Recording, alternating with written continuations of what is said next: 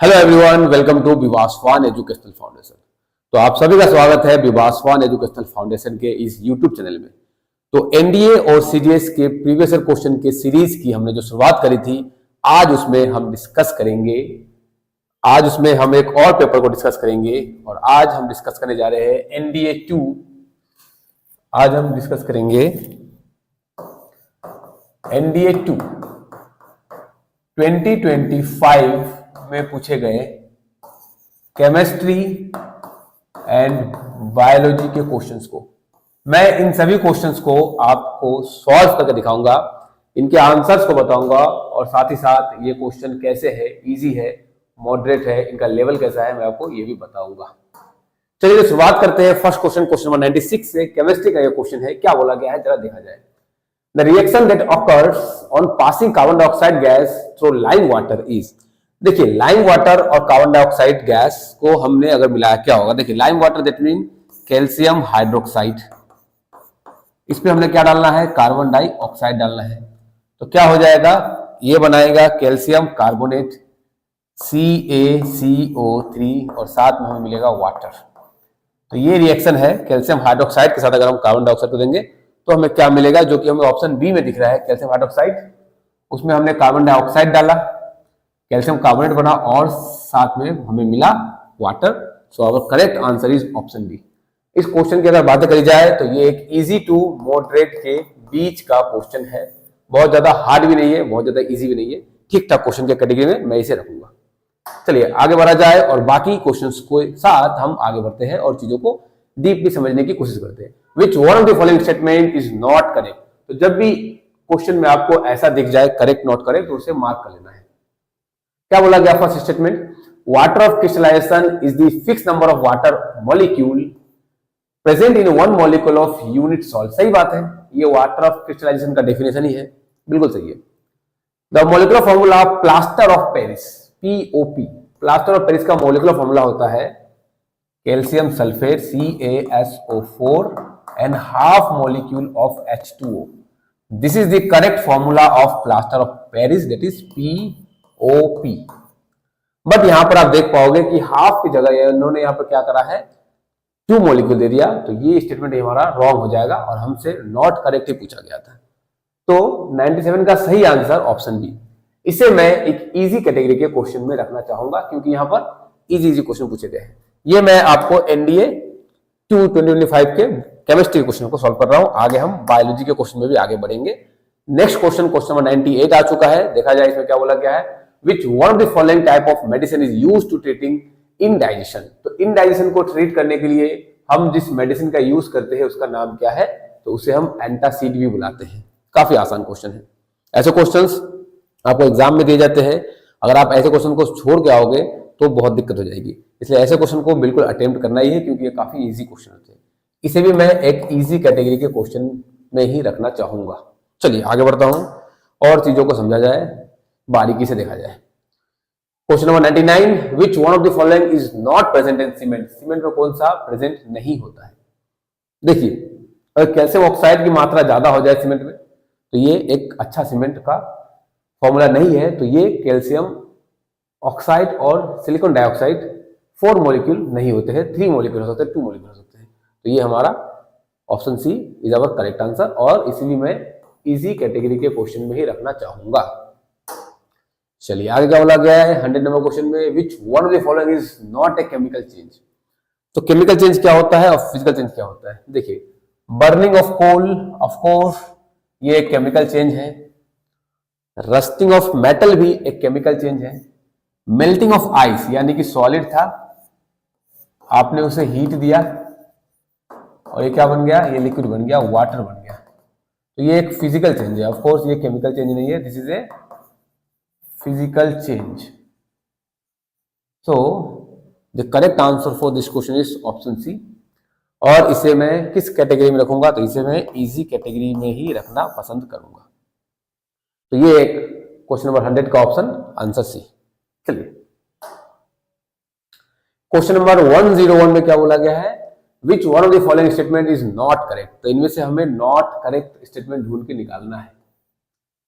जरा इसे करेक्ट कर लूं। The inter conversion of state of matter is a physical change. सही बात है, स्टेट ऑफ मैटर का अगर आप इंटर कन्वर्सन करो, जैसे कि आप सॉलिड को चेंज कर दो लिक्विड में और फिर आप लिक्विड को चेंज कर दो गैस में, तो ये क्या है, इंटर कन्वर्सन हो रहा है स्टेट ऑफ मैटर में। तो ये एक टाइप का फिजिकल चेंज है, बिल्कुल सही, करेक्ट स्टेटमेंट है। नेक्स्ट स्टेटमेंट क्या बोला गया ऑप्शन बी में, during burning of candle both chemical change भी हो रहा होता है एंड फिजिकल चेंज भी हो रहा होता है साइमल्टेनियसली। ये बातें भी बिल्कुल सही बोली गई है, कोई दिक्कत नहीं है इसमें। ऑप्शन सी में क्या बोला गया है, burning of a physical so during physical change the chemical composition of molecule change। Physical change के टाइम पे मॉलिक्यूल की जो केमिकल कंपोजिशन है वो चेंज नहीं होती है, वो सेम रहती है। जैसे कि मैंने आपको बोला कि आइस से आप उसे वाटर बनाओ, तो आइस भले ही सॉलिड है, इस पे इसका मॉलिक्यूलर फॉर्मूला क्या होगा, H2O। वाटर लिक्विड है मगर मॉलिक्यूलर फॉर्मूला क्या होगा, H2O। तो जो मॉलिक्यूलर फॉर्मूला है इट विल रिमेन सेम अगर फिजिकल चेंज हो रही है तो ये मुझे रॉन्ग स्टेटमेंट लगता है और हमसे नॉट करेक्ट ही पूछा गया था। So option C is the correct answer. Statement भले दिए गए हो, जब क्या होता है कि स्टेटमेंट बेस्ड क्वेश्चन जब होते हैं तो हमें पढ़ के इंटरप्रेट करने में समय लगता है और हमें क्वेश्चन हमें हार्ड लगता है। बट अगर आप ऐसे क्वेश्चन को ध्यान से देखो तो काफी इजी सी बातें होती है। आपको बस हर एक स्टेटमेंट को थ्रू आउट पढ़ना होता है और अच्छे से ध्यान से पढ़ना होता है, तो आप सही आंसर तक पहुंच जाओगे। ये भी एक इजी कैटेगरी का ही क्वेश्चन है। चलिए आगे चलता हूं। Question number 102, which one of the following is not a heterogeneous mixture. देखिए अगर मैं आपको बताऊं कि मिक्सचर क्या होता है, देखो अगर मैं आपसे बातें करूं कि व्हाट इज मिक्सचर,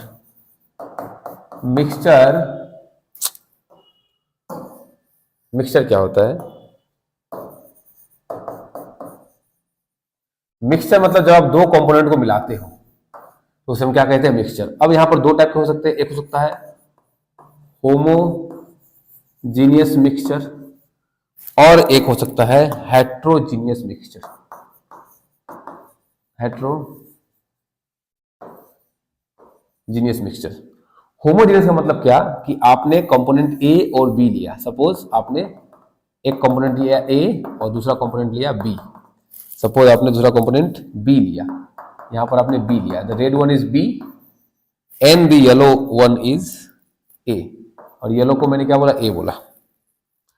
ठीक है, अब आप समझो, अगर ये रेड वाला कंपोनेंट ए वाले के साथ, मतलब बी वाला कंपोनेंट ए वाले के साथ थ्रू आउट दी सॉल्यूशन हर एक पॉइंट पे मिल जाए, आपको यहां भी मिलेगा, यहां भी मिलेगा, एवरी पॉइंट पे मिल जाए, तो ऐसे मिक्सचर को हम होमोजीनियस मिक्सचर कहते हैं।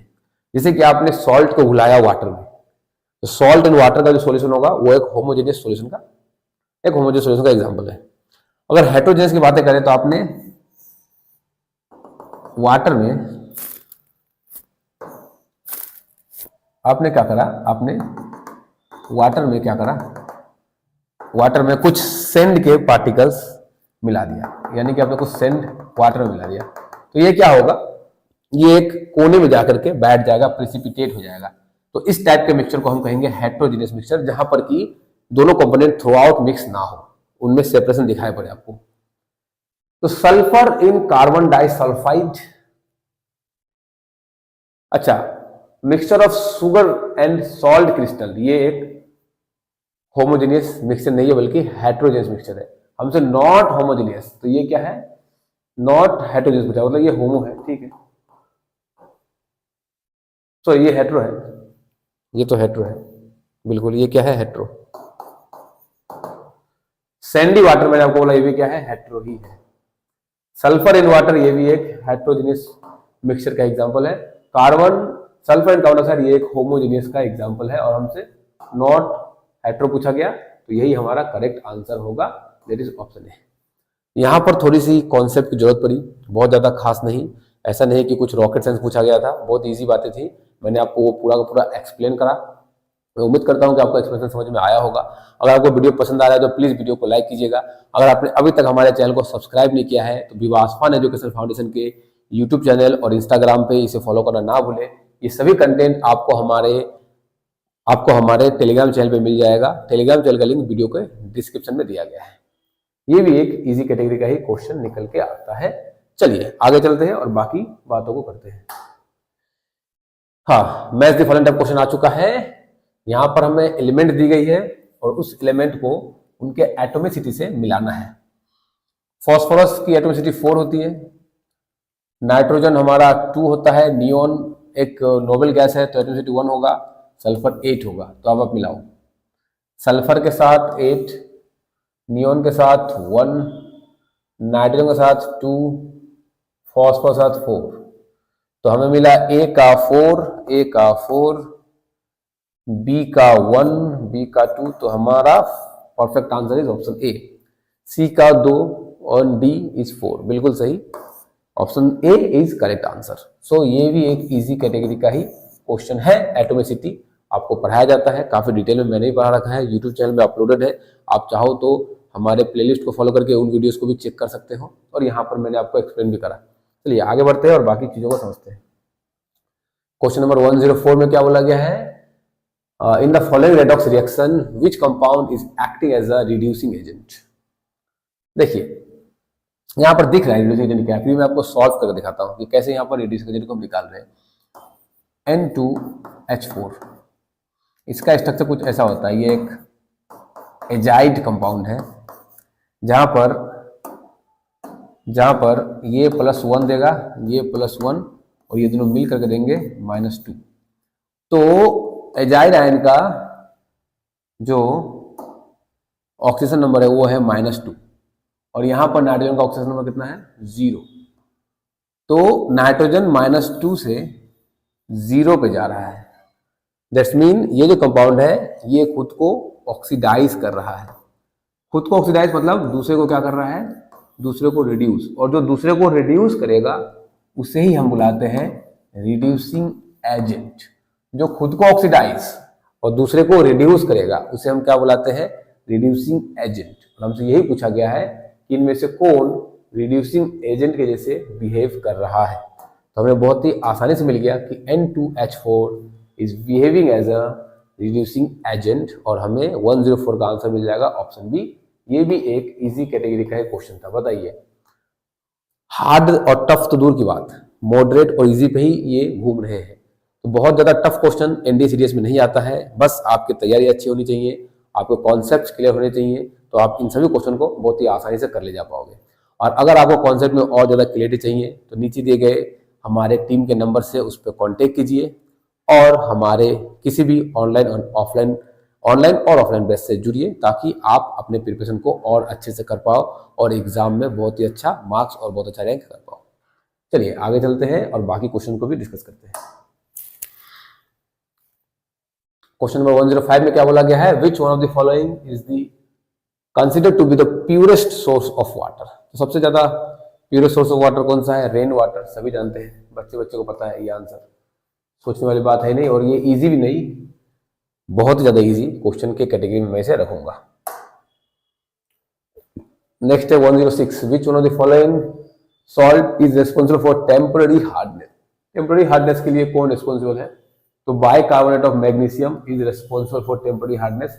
बहुत इजी क्वेश्चन, मतलब ऐसे क्वेश्चन को आपको डायरेक्टली बताया जाता है और डायरेक्टली ऐसे क्वेश्चन को याद रख लेते हैं हम लोग। हार्डनेस ऑफ वाटर में primary hardness, temporary hardness, second और टेम्पररी हार्डनेस, परमानेंट हार्डनेस, इसे पढ़ाया जाता है। कौन से कंपाउंड होते हैं, इसको दूर कैसे करा जाता है, ये सभी हम लोग क्लास में पढ़ाते हैं। तो काफी इजी क्वेश्चन है ये, इस पर ज्यादा टाइम देने की जरूरत नहीं है। यहां पर फिर से match the column type question आ चुका है। एक साइड लिस्ट 1 में आपको मिल जाएगा रिएक्शन एंड लिस्ट 2 में आपको मिल जाएगा रिएक्शन के types. Single displacement, double displacement, combination, decomposition. Combination किसे कहेंगे हम? जहां पर दो कंपाउंड मिलकर एक बन जाए उसे हम कहेंगे combination.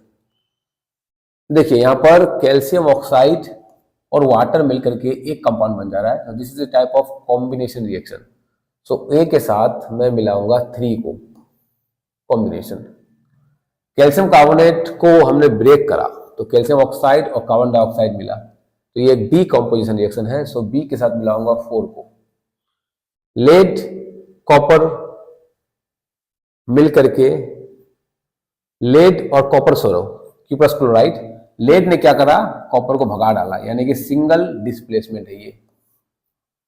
Sodium sulphate barium chloride, sodium ने बेरियम को भगाया और बेरियम ने सोडियम को, डबल डिसप्लेसमेंट का ये रिएक्शन है। सो हम यहाँ से अपने आंसर पे पहुंच सकते हैं। ए के साथ मैच करेगा 3, A3, बी के साथ हमारा मैच कर रहा है 4, आंसर इज ऑप्शन सी। फिर मिला लेता हूँ, सी के साथ 1 एंड डी के साथ 2। So our correct answer is option C. तो बहुत ही आसान सा ये क्वेश्चन था, क्लास 10th के बुक में ये दिया जाता है, कुछ ज्यादा खास है नहीं, इजी क्वेश्चंस और बहुत ही आसानी से ये सॉल्व हो गया। चलिए आगे बढ़ा जाए और बाकी चीजों को देखा जाए। Question number 108, which one of the following is an endothermic reaction. Endothermic reaction का मतलब आप उसमें हीट देंगे, जिसमें रिएक्शन में हीट एब्जॉर्ब होगा उसे हम कहते हैं इंडोथर्मिक, और जो रिएक्शन के बाद हीट प्रोड्यूस करे वी कॉल देम एक्सोथर्मिक। तो देखिए गैसियस कंपाउंड से गैसियस कंपाउंड ही है, मतलब रिएक्टेंट में भी गैस, रिएक्टेंट साइड में भी गैस, प्रोडक्ट साइड में भी गैस, यानी कि टेम्परेचर देने की जरूरत नहीं होगी। रिएक्शन साइड में एक्वस, प्रोडक्ट में गैस और लिक्विड, तो यहाँ पे टेम्परेचर देने की जरूरत नहीं होगी। यहाँ पर कोई कंपाउंड था जो मिट चुका है, रिएक्टेंट साइड में गैस, प्रोडक्ट साइड में भी गैस, तो यहाँ पर हीट देने की जरूरत नहीं होगी। यहाँ आप देखोगे कि रिएक्टेंट साइड में सॉलिड था, PbNO2 इसी टाइप का कंपाउंड था सॉलिड, जिसे हमने गैस में चेंज कर दिया। तो ऑप्शन डी, क्योंकि सॉलिड को हम गैस में चेंज कर रहे हैं, तो आप सोचो सॉलिड पहले मेल्ट होगा, लिक्विड में हीट दोगे तो फिर वो लिक्विड को और हीट दोगे तो वो गैस में चेंज होगा। तो कहीं ना कहीं सॉलिड को गैस में चेंज करने के लिए हमें हीट देने की जरूरत पड़ी, और जहां हीट हम देंगे रिएक्शन में उसे कहा जाएगा इंडोथर्मिक रिएक्शन। तो correct answer for this question is option D, और ये एक इजी कैटेगरी का क्वेश्चन है। इजी टू मॉडरेट में से रख सकता हूं, इजी टू मॉडरेट में से मान के चल सकता हूं। कहां गया? 1010, which one of the following statement is not correct. Not correct पूछा गया है, चलिए अच्छी बात है। Diamond is a hard due to extend covalent bonding in it, सही बात है। Fullerene is a compose of 5 6 member ring, हाँ सही है। 12 5 मेंबर रिंग, हाँ 25 मेंबर रिंग और 12 6 मेंबर रिंग, ठीक है। Diamond is a good conductor of electricity. Graphite नहीं, डायमंड बैड कंडक्टर होता है, ग्रेफाइट गुड कंडक्टर होता है। तो ये रॉन्ग स्टेटमेंट, और हमसे रॉन्ग ही पूछा गया था, नॉट करेक्ट ही पूछा गया था। तो ये भी एक इजी कैटेगरी का ही क्वेश्चन है। Graphite is a good conductor but diamond is a bad conductor, तो यहाँ पर गुड कंडक्टर बोला गया था, इसलिए ये रॉन्ग हो गया। ये जियोग्राफी का क्वेश्चन यहाँ आ चुका है। अब हम आते हैं बायोलॉजी पे। The optimum pH at which the enzyme pepsin and trypsin of human alimentary canal works। तो ह्यूमन एलिमेंट्री कैनाल में एंजाइम होते हैं पेप्सिन एंड ट्रिप्सिन, उसे काम करने के लिए ऑप्टिमम pH क्या जरूरत होगी, क्या ऑप्टिमम pH रिक्वायर्ड होगी जिससे वो उसकी एफिशिएंसी बढ़ जाए और अच्छे से काम कर पाए। तो वो ऑप्टिमम pH है 2.0 से 7.9 के बीच। चलिए इजी करिए question, memory based question. The amount of air breathed in and out during a normal respiration by human, मतलब आप नॉर्मल सांस ले रहे हो, सांस छोड़ रहे हो, सांस ले रहे हो, मतलब आपको डीप ब्रीथ नहीं करना है, पावरफुल इंस्पिरेशन नहीं करना है, पावरफुल एक्सप्रेशन नहीं करना है, तो इसको हम कहते हैं क्या? Tidal volume. इजी करेगा क्वेश्चन। नेक्स्ट क्वेश्चन है 135, विच one of the following statement about arteries and when, artery and when in is not correct पूछा गया है। नॉट करेक्ट, ठीक है। आर्टरी वेन के बारे में, artery carry blood away from heart while when carry blood toward the heart, सही बात है। ये तो आ गया, ये आर्टरी क्या करेगा? ब्लड को हार्ट से अवे लेके जाएगा, और वेन क्या करेगा? ब्लड को हार्ट की ओर लेके जाएगा। Pulmonary artery always carry oxygenated blood while pulmonary vein, ये उल्टा लिख दिया इन लोगों ने, तो यही रॉन्ग हो गया, और हमसे रॉन्ग स्टेटमेंट भी पूछा गया था। Option B is our correct answer. तो इसी के साथ सभी क्वेश्चंस कंप्लीट हुए। केमिस्ट्री और बायोलॉजी NDA 2 2025 में पूछे गए, और हम आने वाले दिनों में बाकी सभी क्वेश्चंस को सॉल्व करेंगे और इंश्योर करेंगे कि आपका एक भी प्रीवियस में पूछा गया क्वेश्चन ना छूटे आपसे, और सभी के सभी आपसे बहुत ही बेहतरीन तरीके से हो जाए। तो सभी प्रीवियस क्वेश्चन को बहुत ही डिटेल में सॉल्व करने के लिए हमारे चैनल विवासवान एजुकेशनल फाउंडेशन को सब्सक्राइब करना ना भूलें। मिलते हैं नेक्स्ट वीडियो में आप सभी के साथ। आप सभी का बहुत बहुत धन्यवाद।